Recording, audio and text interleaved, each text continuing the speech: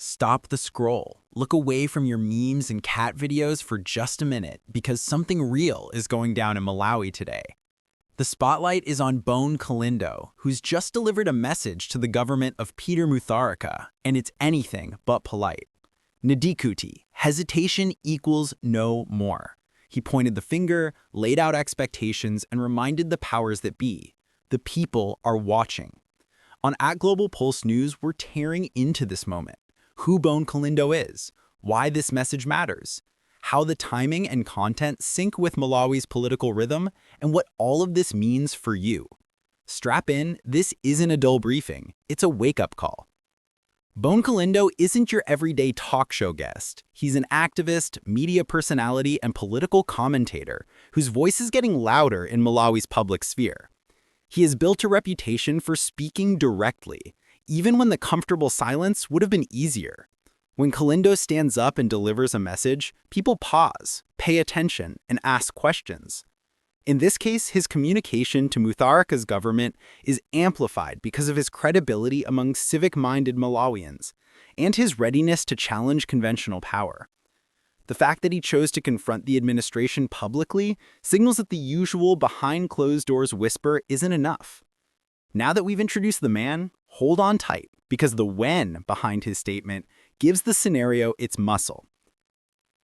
22nd October 2025 isn't just another date on the calendar. It's the moment when Kalindo pulled the mic and set the timer on the government's clock. Malawi is operating under pressure. Economic strain, regional imbalance, public demand for action, and no tolerance for endless promises. By speaking on this day, Kalindo synchronized his message with a national mood that is impatient and attentive. The timing gives the speech weight. It's not simply commentary, it's a statement of significance. Here we are, now you respond. And in politics, timing isn't just everything. It's often the only thing that separates noise from news. But enough of when. The real power lies in what he said. Kalindo's message to the Mutharika administration was crisp and unvarnished. He spoke of unfinished business, of citizens waiting, of promises made but delivery delayed. He used vivid analogies. You built a map but forgot to pave the roads. You launched a campaign but left the field empty.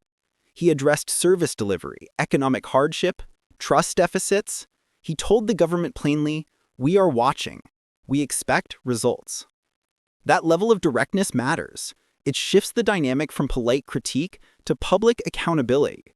And when someone with Kalindo's profile talks like that, the echoes don't fade. They demand attention. So we've got the message. Now let's penetrate the political undercurrents that give this message its depth. Beneath the words lies a web of political symbolism.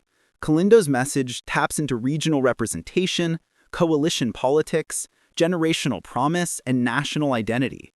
Mutharika's government is navigating a landscape of shifting alliances and public expectation. Kalindo's intervention becomes a mirror reflecting both the power structure and the people's gaze. When he addresses the government so boldly, he isn't only making a statement, he's raising a flag. The stakes? Not just policy failure or success, but legitimacy, trust, and the narrative of governance. In Malawi's evolving democracy, that's heavy. With stakes identified, we now zoom in on the issues Kalindo highlighted.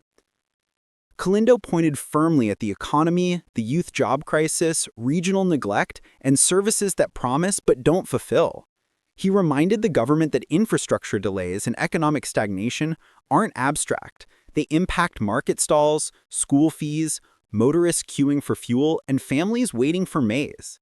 When a commentator names and frames issues this plainly, the public receives a translation. Your issues matter. We see them. For a government under scrutiny, that frames not only what they must do, but how they will be judged. That's all about issues, but history and legacy always set the tone. Let's cover that connection. Malawi's political landscape is layered with legacy, leadership transitions, regional balancing acts, generations of promise. Kalindo reminded the audience and the government that past hope still hangs in the air, and that hope demands delivery. When he referenced historical promises and contemporary gaps, it wasn't nostalgia, it was pressure. His speech bridged the promise of yesterday with the urgency of today and framed it as a living contract. For the government, legacy is not just what you inherit, it's what you fulfill. So, with legacy in the mix, what does all this mean for the government? Let's examine the implications. When Kalindo stands up and addresses the government directly, the accountability moves from boardroom to broadcast. The administration can't breeze through business as usual without public observance. Kalindo's message projects that someone's watching and listening. For Mutharika's team, it means choices loom: respond, engage, deliver, or risk reputational loss. In a democracy like Malawi's, public vigilance is the new check and balance. When voices like Kalindo's join that space, they heighten the pressure and heighten the promise. And what about the everyday Malawian? What does he or she gain from this? Let's make it real. If you're a teacher in Lilongwe or a farmer in Koronga, this isn't remote politics, it's your life. When Kalindo calls out the government, he gives voice to everyday frustration. Why still wait for the promised road? Why still pay more for less? Why still hope while resources sit idle? His message says citizens are not passive. Citizens expect fairness, action, and recognition. For individuals in Malawi, that means empowerment.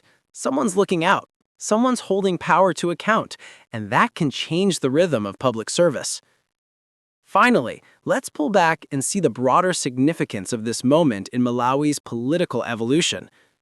This moment, Kalindo's public demand, government in the hot seat, citizens watching, is a marker in Malawi's democratic arc. It signals a shift from politics as spectacle to politics as service. When civil society figures with credibility step up, leadership must respond not just to ballots, but to voices. For Malawi, that's powerful. Representation is no longer just symbolic. It's active, engaged, and demanding. The tone is different now. The narrative is changing. And when that happens, governance is forced to evolve. Now, let's wrap this all together into what happens next, and what you should watch for. Kalindo's speech isn't the finale, it's the opening chapter. The government's next moves will speak louder than these words. Will they deliver quickly? Will they engage with civil society? Will they show that promises become action? For analysts, citizens, future voters, this is the test. In the coming weeks and months, Malawi will be watching how the government responds. Kalindo calibrated the spotlight, now the action must follow. Keep your eyes open, your voice ready, and your expectations high, because this is more than commentary, it's a call to story in real time. That's the 10 facts. Here's what you do next.